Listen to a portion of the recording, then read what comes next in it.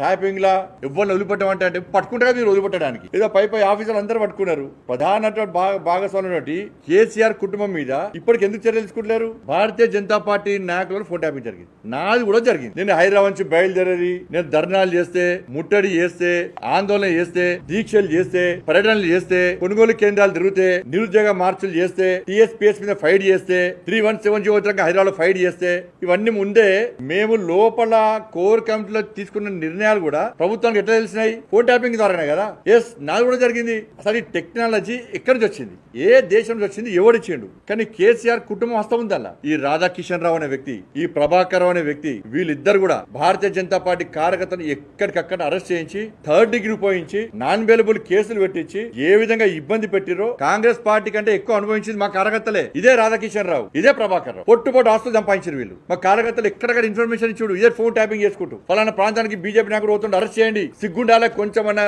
ఒప్పుకుంటుంది. ఇంకా ఈ వ్యాన్ల పైసలు పంపినాం, మునుగోడులో పైసలు పంపినాం, హుజాబాద్ లో పైసలు పంపినాం, దుబ్బాకలో పైసలు పంపినాం, సిగ్గుండాలే కొంచెమన్నా. మీరు అధికారులా లేకపోతే